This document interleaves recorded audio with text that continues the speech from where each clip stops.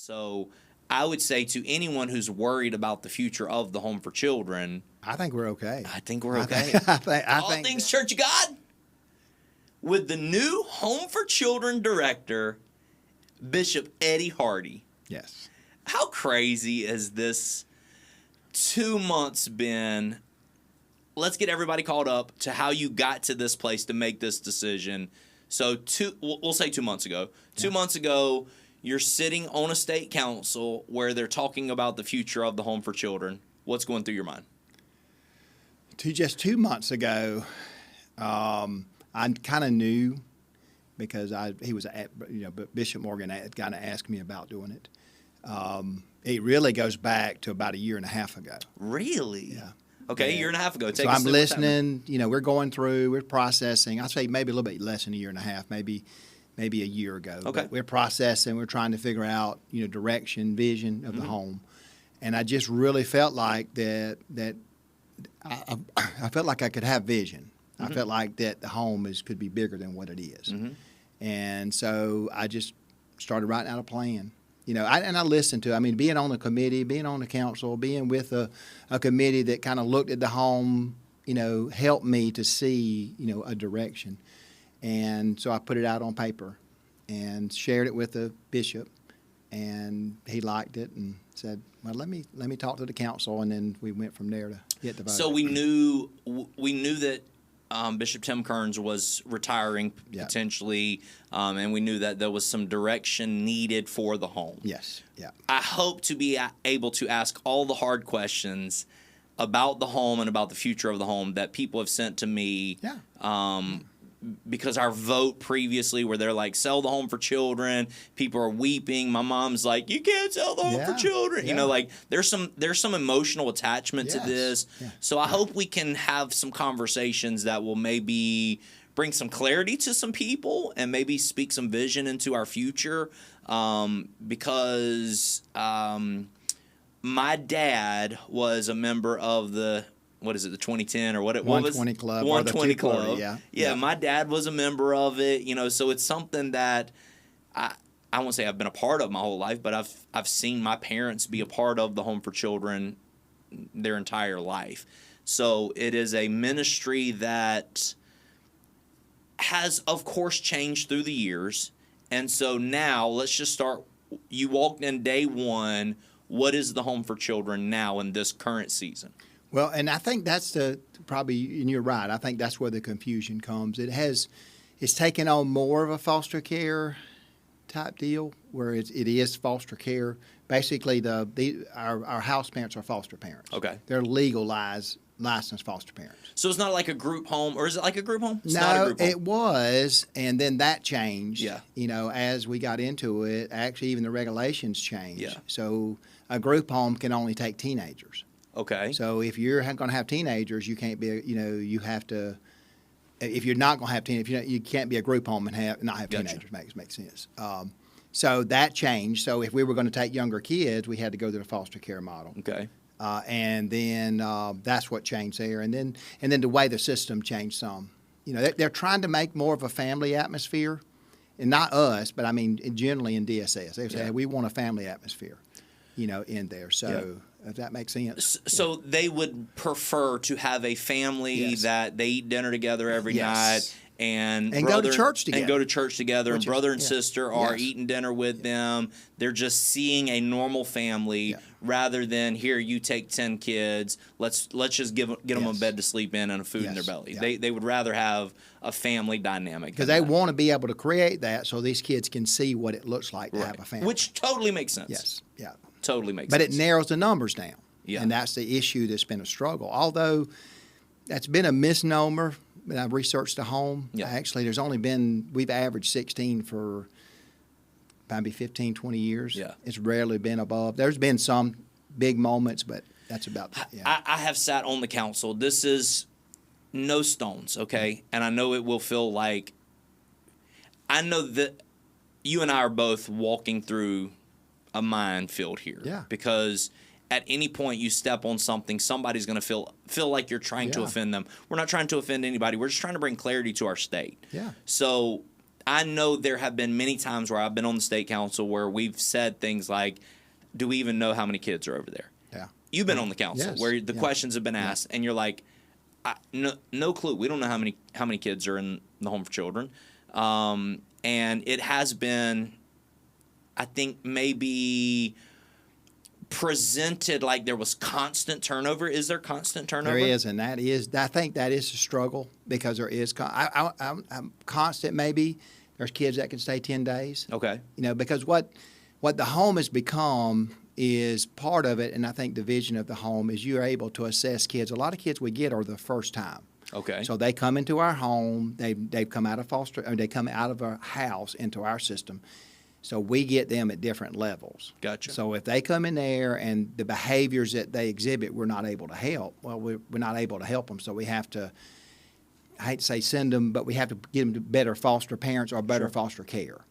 And so it can be a turnover. So they come in for 10 days, we're evaluating them, and we're going, we don't have the resources to help them. We need whether better specialized care or something like that. So that's one of the areas. I think there's is there like a number system or something like that? Like these are level 5 kids or something of that nature, and you're like, hey, these kids are, and even maybe even like, hey, this child's autistic. Can we handle things of that nature? We can handle autistic kids or no? Special needs kids? It used to be a number system. Okay. Now it's called regular, moderate, and extreme. Okay. So they evaluate those kids by that. So when the kid comes in, we're only a regular foster care. Gotcha. If we're moderate, then we have to add more counselors or we have to add more specialized care. Gotcha. So foster care, how many foster parents do you have? We had 3. We have 3 at the current facility there in I say Malden, but it's actually the opposite side of the road. It is. Which makes it Simpsonville or something. It It's is. crazy. I agree. Crazy. So we have 3 foster families there. You know them. Have you known them for years, or is this something new to you? I knew Paul and Barb. Okay. This is their second time around. Okay. The other 2 I didn't know, but I know the family. Walked in day 1, started connecting with them, building relationships. Yeah, we did, and just trying to fill out what they do. What I like about it, just trying to listen to their heart and their passion, and that was important to me. I wanted to know, are they in it for the ministry? Are they in it for, what I'm just doing it? For sure. And then I was really impressed with their heart. Because foster a family, you're going to get I'll say a paycheck. You're going to get a check to watch, which you should. Yeah. I mean, nothing against that, but you want to make sure people have the right heart, the right intentions. And so evaluating them. I mean, we got young foster parents, and I'm thinking this has some children. Mm-hmm. And none of our counts in the children. We don't never count that, but they. And I was like, man, and I watch them. Just take care of the children, evaluate the children, care for the children, and I've really been, because we actually have one of them. She's actually single, and she has 4 girls in her home. Wow. But they're the teenagers. Okay. So doing a great job, but she knows these girls, Incredible. Because of where she came from. She's young, and I was like, wow, just watching her. I hate to say she don't cut them no slack, but she helps them. Yeah. She really helping them to learn responsibility. There are some that turn of age and they're able to have a job, so that's a responsibility we have. They can't drive. Yeah. Well, they don't have accessible to a car. Yeah. But we are able to get them around and different things. So. Let's talk about the transition of the home through the years. Okay, outside looking in, which is where you were for years with me. You were on the outside looking into what we saw the home being when we were small children. We used to always call it private placement. Private placement. To where some teenage girl has a child, instead of an abortion, they just bring the child to the home for children and we raise that child. That was basically the birth of the home for children, right? Yeah, that's where we started. It was. Through the years, we've watched it change from a group home, and I think it changed to and from and back and forth a lot. I'll say the government got involved, not in a bad way, but you do get some government funding, so there are some kind of regulations that you have to follow. And hey, now you're a group home, you get government funding as a group home, you have to do X, Y, Z. I remember being in a council meeting early on in my council career, so maybe 2018-ish or something of that nature, and I remember being presented with where the direction the home was going then. And in black and white, there were the conversations of these kids.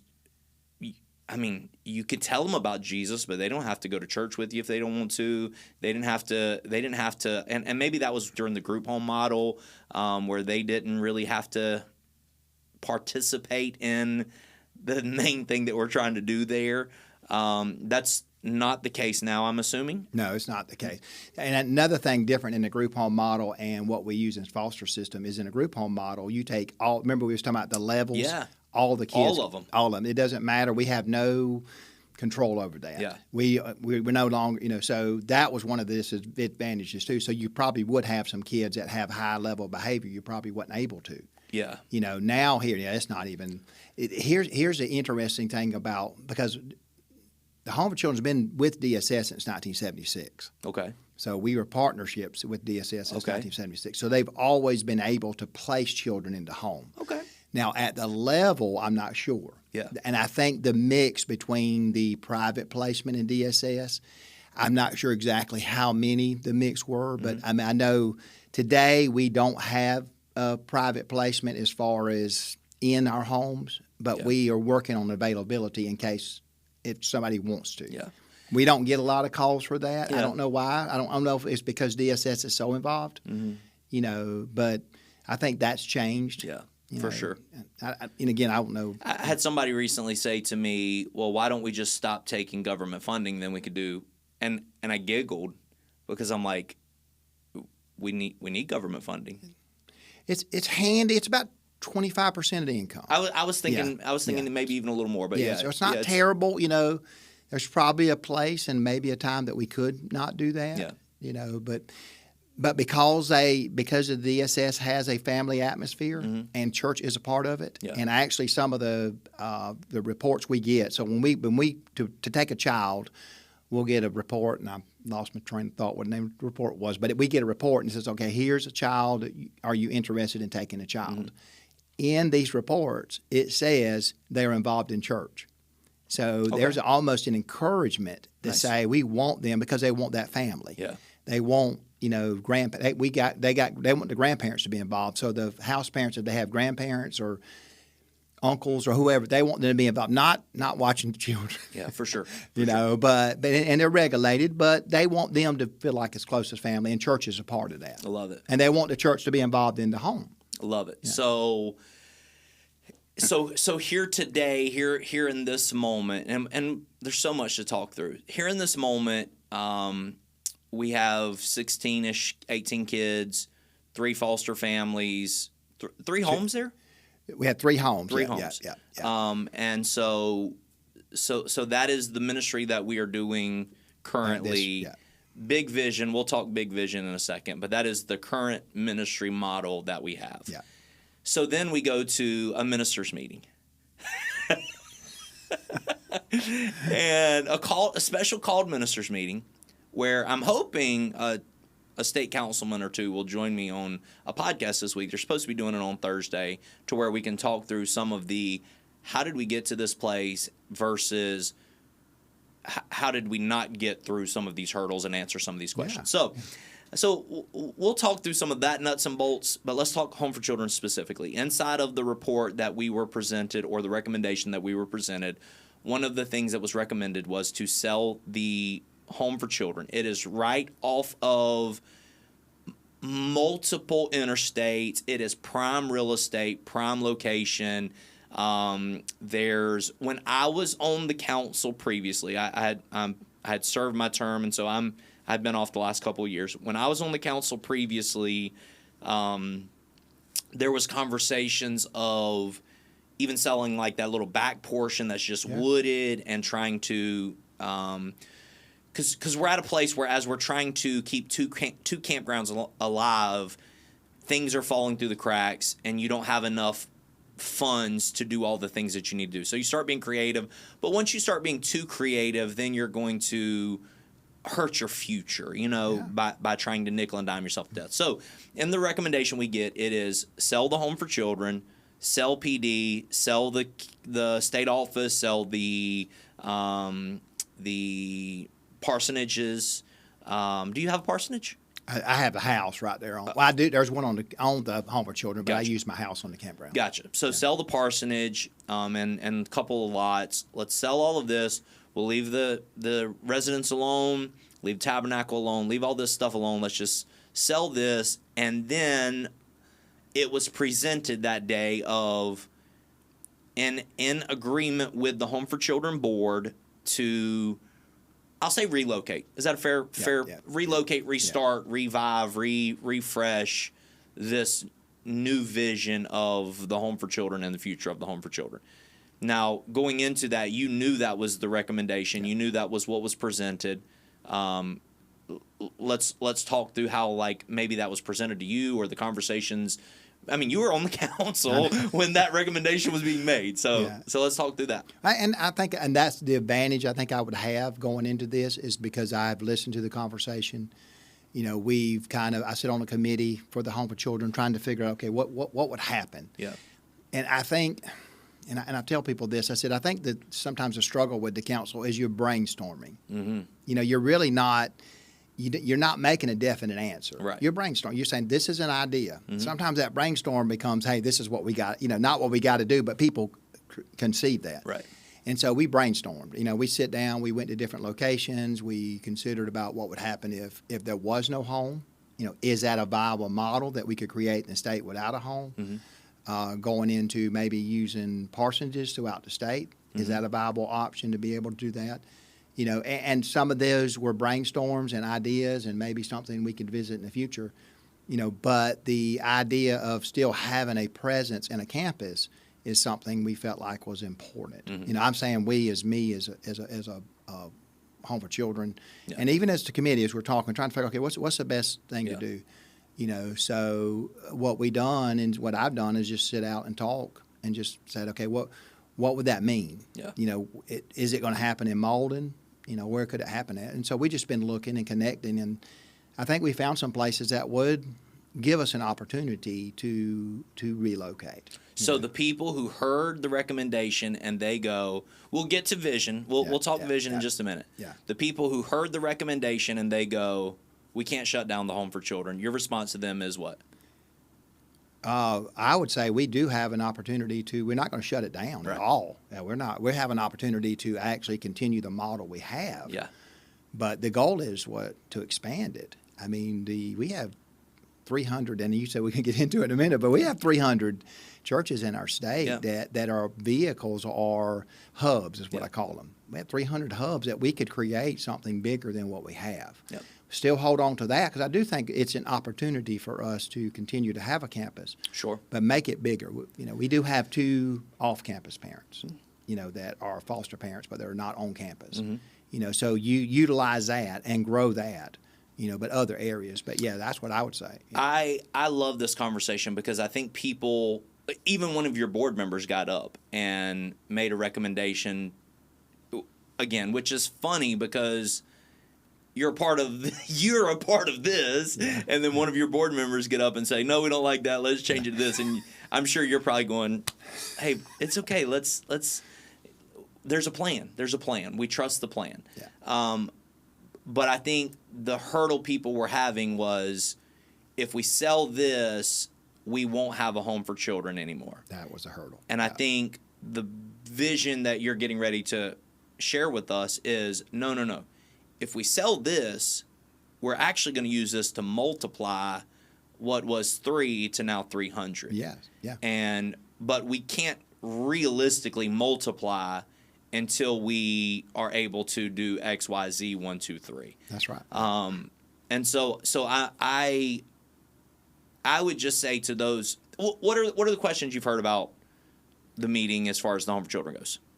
Is there going to be a home? Is there going to be a home? Is there going to be a physical home? You know, obviously questions like, why do we have to sell it? Why is it that's the focus and things like that. So I've heard that. Yeah.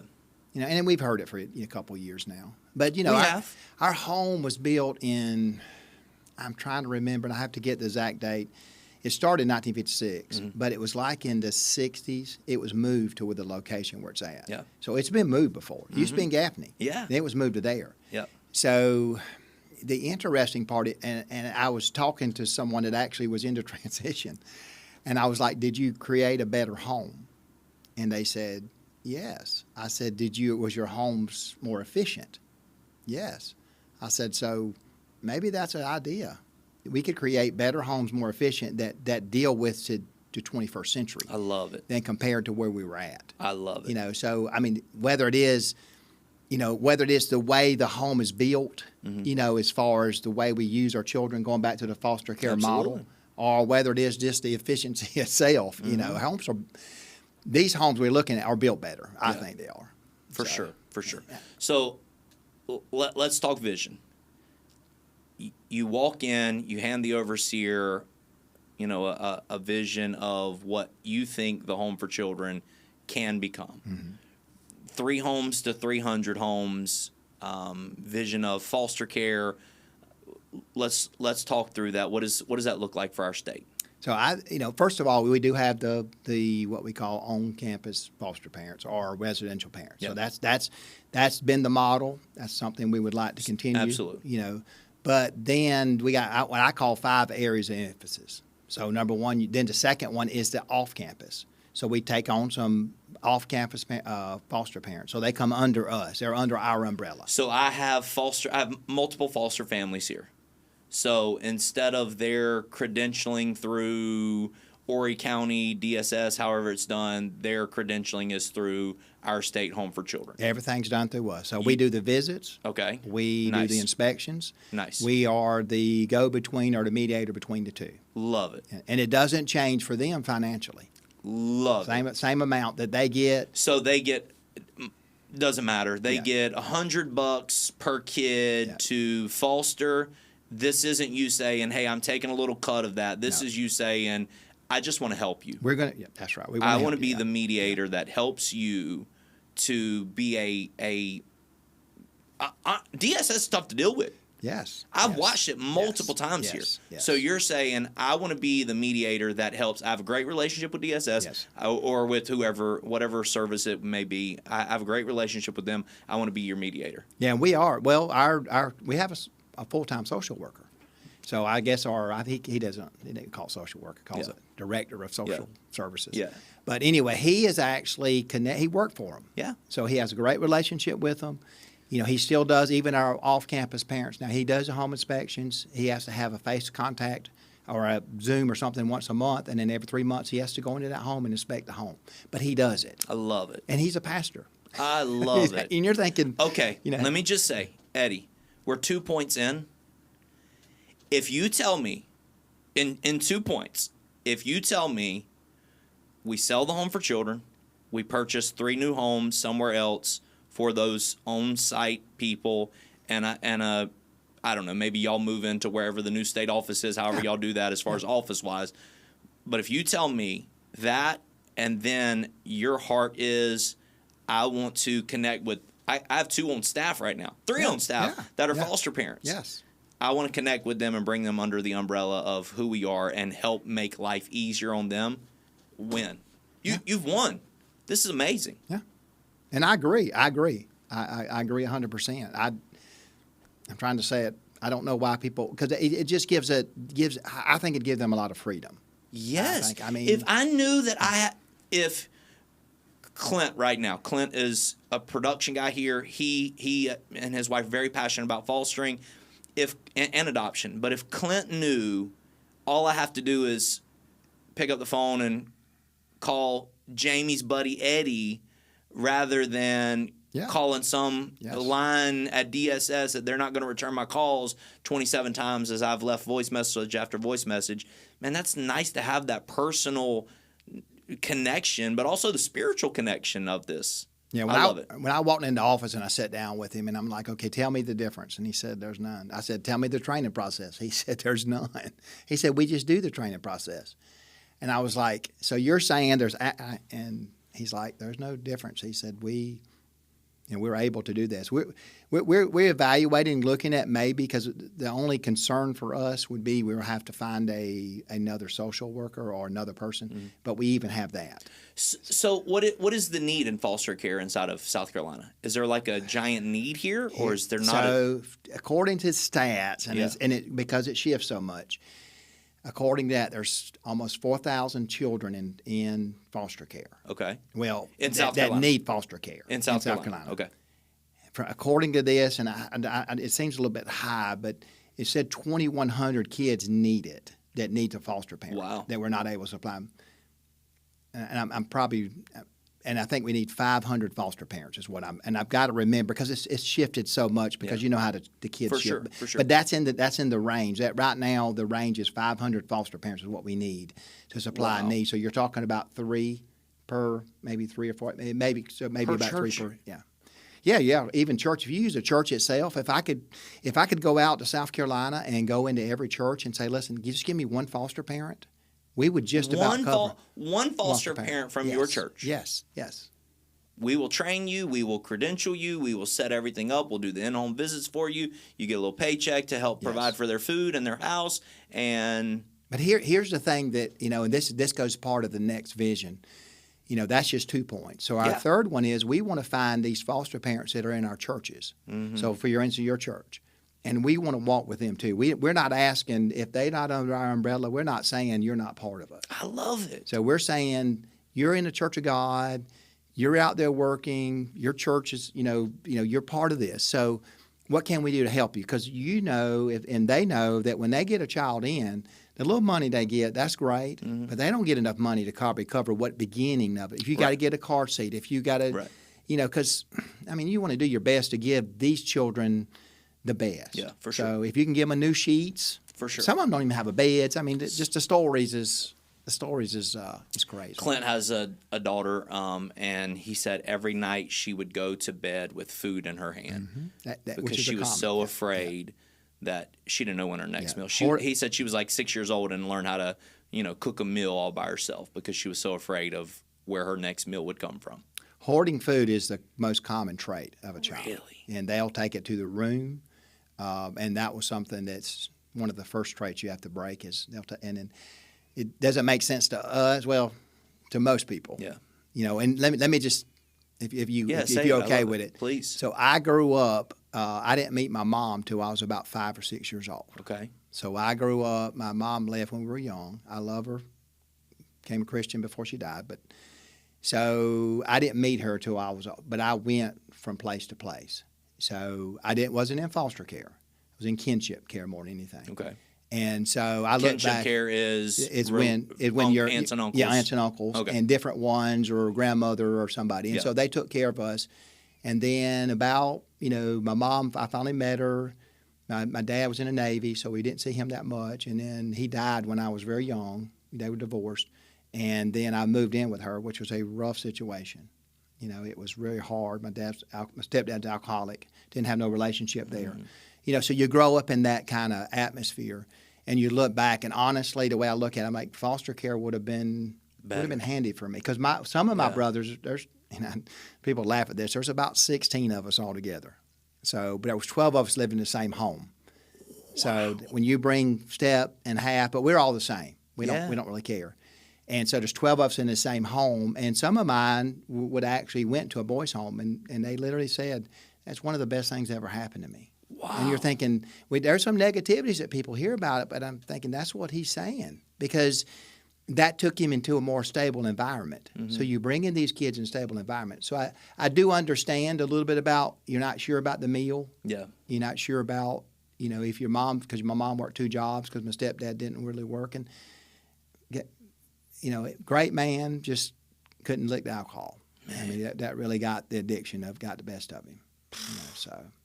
So that's where my heart comes from. We're moving to 3 homes. Yeah. Where the vision. Yeah. I'm not saying this is what we're doing. Sometimes you say things and people are like, he said we're moving, and what does he mean? No. Like the vision. That's the vision. The vision. Move the 3 homes, more efficient, more, better area.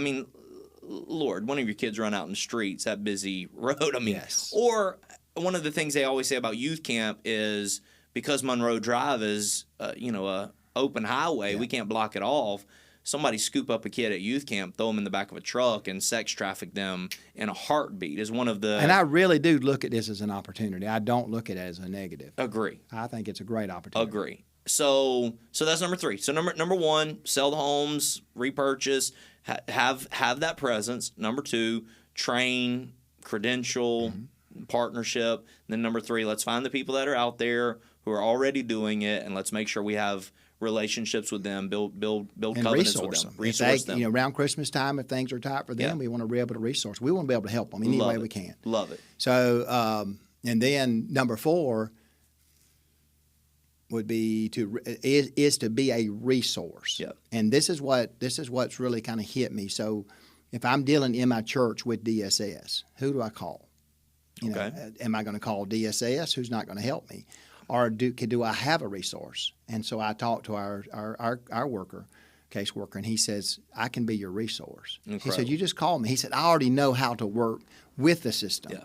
I can give them, because and I know, you start working with the words you say. Absolutely. Maybe they could catch them early and say, this is what you can improve on your house, right. or this is what you can improve in your relationship, or these are things. And so for that to be a resource there, and and it's a simple thing, but to build a resource library. Love it. And that's what we begin to build now. But he's done some of that with pastors, but I want our state to feel like that he's open to them. I love and it. he can call them, that they can call him and say, this is what I'm dealing with. I want pastors to be able to do it. One of the things that Cleveland does well, our denomination, Cleveland does well, is we have open opportunities for things like a lawyer, or things like an attorney, IRS genius in Art Rhodes, and things like a parliamentarian. We have resources to some of these people that you would never get if you're not connected to the Church of God. Yeah. And so what you're saying is, to the hundreds and hundreds of foster families that are out there that are connected to the Church of God specifically, I want to be a resource for you. I want to be that Art Rhodes that you can call up and say, hey, what do I do here? What do I do? Yeah, and see if we can help you. Love it. Maybe we can stop it early. Yeah. Maybe when you're losing it, which goes to our 5th one. And our 5th one is we want to do family ministries. Now, this is a little bit bigger than I'm working on. We're still processing it, but I think it's going to be big. I want to be able to help churches get these families early. So I would love to do, and I've got some people that want to partner with us to go out and do, whether it's training or helping families. And some churches are good at it. Some churches do well with it, but some churches are not able to. Yeah. So we go with, whether it's a family seminar, even breaking it down, and we've heard this, and I know you read it a few times, is just doing how to potty train your children. Yeah. Young parents coming up, to be able to walk beside them and say, hey, this is what we do. And I'll give you an example. So my wife and I, you heard my background, you heard my, where I came from. So marriage and raising children, I wouldn't say was a priority in our family. Yep. And how to do it. And I probably didn't, the model was probably not the best. For sure. So what do you do when you're married and you start having these children? And you have a bunch of them, too. Yeah. So what do you do? And what James Dobson and his 800 number helped us more than anything. Really? Yes. We would literally call him, a true story, and call the 800 number. He would never answer, but we'd say, hey, here's what we're dealing with. My son is dealing with this. Sometimes, what they'd say? It's kind of normal. Yeah, it's okay. That's good, yeah. Other times they'd be like, here's some things that you can redirect his behavior, or positive reinforcement, or punish. Whatever it is, they really, really helped us. And I'm thinking, how many people have that? How many people have that resource? So I want us to be that type of people to say, whether we go into churches and say, hey, we want to walk beside you. We want to get you before you get there. Is this bigger than just foster family? Is this like a parenting seminar? This is parenting seminar. Like, hey, let me help you. Because I did a podcast yesterday with a couple, and we're like, parenting's the hardest thing in the world. Hard. Yes. I love it. So we want to be able to do parenting seminars, parenting retreats, just some things like that. And I'm working on a foster care advisory board is one of the things I want to do. I want to be able to hear the voices and the hearts of foster care in there. But I also work on that same type of deal as a family ministries board, that where, you just advisory board. You can come together and say, give me some advice. Tell us. Yeah. I want to build a team, and I think we started it. We've already started with some grassroots, and but I want to build a team to say, here's some people that's done it. Let them tell you what they've done. Probably not Love it. You know, things they've done good or bad Yeah. about, you know. I love it, actually. I mean, you could, in my head, that one can grow to so many places. Yes. Well, that's why I say it's big. It That can be one's big. big. And see, we don't in our denomination, Church of God, there's no family ministries. Mm-hmm. So we have youth ministry, we have church ministries, and then we have the home for children. But there's really no family ministries. And I was thinking that could be an arm that we need, and that the other arm's not able to do it. So we could come alongside and say, I love you know, I think it'd be a good opportunity. Pastors, youth pastors who have their first child, you put a little goodie bag together for Yes. them with some Yes. resources Yes. and Yes. hey, we're here if you need us to, walk you through. I love it. I mean, you got, The Strong-Willed Child is a book that was written by Yes. James Dobson years ago. And you read that book and you go, okay, he's hitting home here. Mm-hmm. But today families are dealing with more issues than ever before. Absolutely. How do you balance that tablet, Mm-hmm. the phone? Yeah. How much time do you give them with different things like that? So that's just a small example, but I think it's a great opportunity to walk beside them. I love it. Is that the 5? Is That there was 6? 5. That was 5. Do we want to add a 6th one? You got another one? Yeah. I mean, that's a big plate, is it? Within itself. That's huge. Yes. And okay, so those people watching this that says, "What's the future of the home for children?" None of that is tied to the current facility or the current area. Mm-hmm. All of that is coming from your heart. Yes. I'll say your office. I don't mean like your office. I mean like your ministry from your heart, from your ministry, from your office. All of that's birthed out of you. Yes. And so now crafting it in such a way so that in, 10 years or whatever, when you retire, how old are you? 57. 57. Yeah. So, 10, 12 years whenever you retire, whoever, takes the baton is able to continue this ministry and continue to help it thrive, watch it thrive. And so I would say to anyone who's worried about the future of the home for children, I think we're okay. I think we're okay. I think this is exciting. if we're able to go in that direction, and I say if we're able, I mean that's a direction. When I set forth what I felt like my heart, that was my 5. Yeah. That was the vision that I had for the home. And if they say, again, you hear all the things, I've heard all the things since our last meeting. But if they're selling the home for, what was it, $5 million or something like that they were going to get for the property, $20 million? What was? I can't even remember. It has shifted because I think that the figure was like $20 million for everything and stuff. But for the home for children part of it. No, I think don't it was know. 5 for the home for children part. Yeah, something like that. So if the conversation of if you get $5 million and I just think what I just encouraged people to do is say it can't be PD and Malden and home for children. It's the Church of God, South Carolina. Yes. We are all on the same team, and everybody's going to hurt a little bit. It's going to be painful for a little bit for the overall health of the denomination in South Carolina. The overall health of the church in South Carolina will be way better once whatever decisions are made to get us to the place. And again, there's a lot of stuff to figure out that I am not. Right now I'm not in the middle of those conversations, so somebody else can come and answer all those hard questions for people. But going forward, the Home for Children may feel like they got slided. PD may feel like they got slided. Malden may feel like they got slided. And the truth is, everybody's given up a little bit so that the future, the vision of the Church of God in South Carolina can go forward. Yeah. When we've evaluated our home, okay, what do we need? What do we need? What we don't need? Yeah. And so we just kind of evaluate, and we know we'll give up some stuff. Yeah. I mean, that's understandable. Yeah. But I would say because y'all got a basketball court in there. You're not going into a neighborhood and having a basketball court. No, and probably one time that was really handy. Yeah. But not anymore. It's just changed. Yeah. There are a few things like that. Yeah. And we're another thing that we're creating that's it's actually kind of got some traction now is we're doing a little bit more volunteers.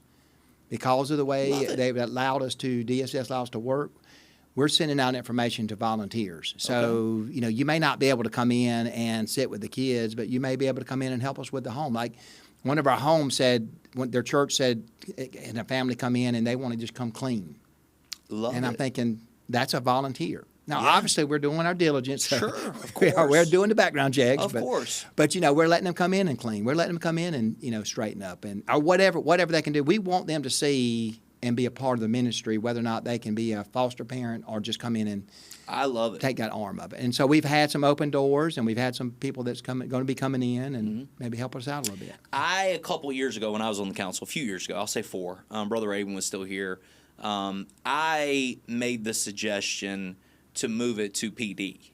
Yeah. Because for me, we already have the property, build a couple homes there, it would take, it did it. Nobody bit on that hook that I threw in the water, know? Yeah. But just my love for PD and my love for that campground, I thought, man, this could be a perfect space where you're protected, you're out in the middle of, the woods, and you have all the resources that you need out there, but nobody bit on my hook. If it was we're looking for an isolated home, like a boys' home or something like that, or a ranch, that would be great. Perfect. The disadvantage is the school. Yeah. So our kids go to public school. Okay. So you'd have to be able to find that way, or either homeschool them or create a system like that. That's probably the only disadvantage I would see, and then there's not much around. Yeah. So that's good and bad. So it Yeah. has its pros and cons. Where we're at now, we have a school system that works with foster parents. Love it. And so they are able to understand, because when you bring a kid, just to understand where they come from, just to know they've been removed from their house the night before and they're in our house today, and we got 2 days to get them in school, or they're going to get behind. So the traumatic things they're dealing with, to have a school or a daycare or whoever it is that can work with them and be patient with them is not always easy. It's not common for them to see that. Do the foster parents work jobs? Ours on the campus doesn't. Okay, No, gotcha. And there's some advantage to that, because they're able to they give their dedication full time to these children. Gotcha. So that's the advantage of it. So if I have a foster family here, just random, if I have a foster family here and a baby is sent to them, does DSS pay for daycare? Yeah. Well, Okay. you got ABC. Gotcha. So ABC vouchers and things like that. It's pretty common. Yeah, they will help with daycare. Gotcha. And I don't know what a lot of the government assistance and things that they Interesting. do. So they do. Because in my head, I got to work a full-time job, Yeah. so I've got to send this baby to daycare. It's I won't say taken care of, but it's. But you're talking like now we have like an 18-month-old. Wow. So you got to figure out your system in the 18-month-old, and then you got to Because you are in potty training here, and and those then you sort of can conversations. have a 12-year-old.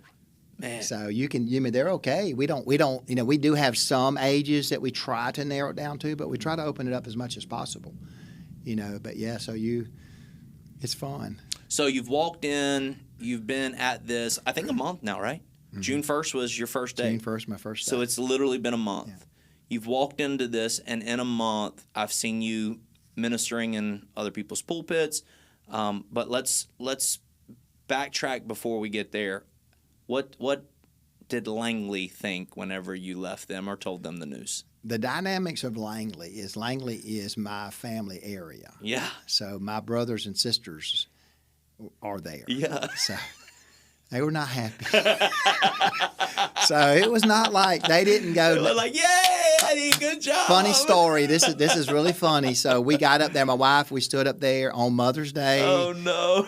But we knew the word had got out. We stood up there on Mother's Day, arm in arm, and I said, Carol and I have been asked to take on the Home for Children. The church applauded. They clapped. Because they thought you were going to be able to do both. And then they started looking. I said, but what that means is we'll be leaving the church. Oh, and you no. could see because we've been there a long time. No. The Lord had really blessed. It was a good church, and it was hard. It was very hard. Give a guy some wisdom that's watching this, that's wrestling with a big decision like this. Like give him, he's offered something and he's pondering through. Give him some wisdom. I would say number one is make sure your church is prepared. Okay. That they can exist without you. nothing, things that you do should not be based on who you are, or if you can step away from it and it still continues. That's the number one priority. Yeah. You know, number two is you have to follow. God's going to take care of where you've been. He's going to take care of the church. He's going to take care of Langley. Langley's going to be okay. You know, he's going to take care of it. I want to get involved in it. You know, but he's. Let me tell y'all who the new pastor should be. You know, but he's going to take care of Langley, and God had to remind me of that. He's going to take care of my family, but to watch them thrive. And then the third thing is, it may be sometimes that's what the church needs, if that's where God is leading you, because that calling is important. Yeah. Calling is a priority. You know, and I told them, I said, you wouldn't want me to be here if this is where God is leading me to. Yeah. You know, so if that's where God is, He will take care of them. You know, they're going to be okay. You know, and you can just walk out that calling. What'd your saint of a wife say whenever you told her this was stirring in your heart? Carol, I love you, honey, but I think we're gonna. She said, you know, we pray about it. We talk about it, and I want her heart to be with, you know, our heart. And she's like me. It's my family. Yeah. You know, I'm a little bit less emotional than her, but, you know, it's our family, and it was hard. But she knew, you know, that we were going to do something different. We were transitioning, and I don't know how you feel it. Yeah. You just feel like you're going to be doing something different. But then you feel like this. On one sense, it's a call. You feel like it's a necessity. It's almost like you got to do this. And when God lays out these 5 areas and say, this is what I've given to you, go do it. You know, and you have the vehicle to do it. You know, it becomes you just feel it in your gut. You just have to do it. All of your kids, I know one of them's in Illinois. 2 of them are in Illinois? 2 Illinois, yeah. Both of them are married. Both of them are married. At least one of them's got grandbabies. Both of them got grandbabies? No, Kai's on the way at grandbabies. Okay. Yeah. And then, where's your other daughter? She's in Belize. Belize, that's right. She does have a grandbaby. She just had my little grand and took her to Belize. Took her to Belize. Good gracious. Man, I prayed with that dude in the altar at camp meeting, and my heart melted for him. Yes. Yeah. What a great dude. Really is. He's sincere, and I like him. Just as... You like him, but he's got your grandbaby in Belize. He does, you know, and she kind of looks like him too. Drives me crazy. You know, but I love it. But the heart, like you said, and that's why for us, we never wanted to hold him back. Yeah. Because like even Kai, you know, you're like, okay, you got a heart for it. Do what God called you to do. Because my other son-in-law is a music minister with Kai. Yeah. You know, so. It's incredible, man. It's been. And again. And then Leah, my daughter, now I'm getting in trouble because she's the middle child. I got to make sure I mention her. She's a chaplain down in where I was at. She went to my church. Okay, gotcha. So that was it shows. You would never say this about yourself, so I'll say it. You get credibility to speak on parenting because of how your children have grown to serve the Lord, love the Lord, follow after Him. And so if I'm looking for someone to speak into my life on parenting or one of my young family's lives here, I'm looking to a Eddie Hardy and a Carol Hardy and saying, hey, y'all speak into my family because y'all obviously did it right or some version of right to get your kids to this place serving the Lord, loving each other. One of them moving to Illinois to go serve with another one of the siblings. Like, my kids would never do that, you know? So you guys did it right, man. So kudos to y'all and the way you brought up your kids. And I think it does give you credibility to be able to speak into that area. But you know what, and I agree with you to a certain extent, but when we did it wrong, you know, you still were able to correct and apologize and love, and that's a big thing. Yeah, you know, because doing it, you're not going to always be right. Yeah, but you're going to learn to say, okay, I didn't do it right. I didn't, and I think that love that they look at you and go, yeah, you probably wasn't. You probably did miss it sometimes, but Dad, you love me. Yeah, you know, and I think that to me is the big thing. Yeah, you know, if you love them, you can not be perfect, I guess you'd say. For sure. No, for sure. I tell my church all the time, I apologize to my kids. When I mess up, when I'm not who I ought to be to them, I apologize. I'm sorry, guys. I should have put down my phone and paid attention to you or whatever it may have been. You know, I'm sorry I didn't act that way. So, yeah, no, I totally get it. Conversations with the overseer, how have they been? It's been good. Yeah. It's been good. He's been very supportive. Good. He loves the home, and I really appreciate that. This was a big deal for him because he wanted to make sure that the home is continued to be a viable option, in there. And going back to where it used to be, the model it was, to the previous director's credit, the last couple of ones, that's the model that they were given. Absolutely. So they were not. The struggle would be, okay, we're trying to create a bigger model, but this is the model that I've got, Yeah. and this is who I am, and they done very well to hold on to that, and where they were forced almost to keep the current model. Yes. You're almost forced to, hey, we're doing away with your current model. You have to dream again. Yes. And I don't think that they got that. I don't know. I wasn't there. I don't want to say what I think, but maybe they didn't have that opportunity. Yeah. And so you get the opportunity of, hey, Eddie, it's all gone. Or the ideas, like you said, I'm a little forced into it too. Yeah, you're right, but forced to dream. I've been able to be around the table and listen to the ideas, and it's a privilege for me to be able. And I would say that about the men that in the room when I was on the council. I was like, these are good men. Yeah. These men that love this state. Love the state. They care. They want this state to do better.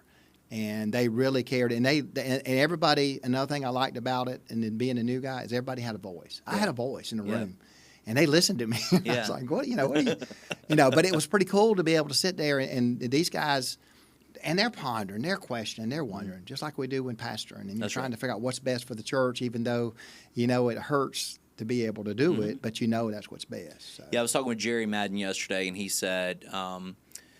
He said, Jamie, you know how it is. You're in the room and you're trying your best to figure out the best way to phrase things. He said, and in your heart and in your mind what you're meaning. Yeah. He said, and then you put the words on paper and you give it to the guys and they're like, I can't believe you didn't do it. And you're like, no. Like, my heart is pure in this.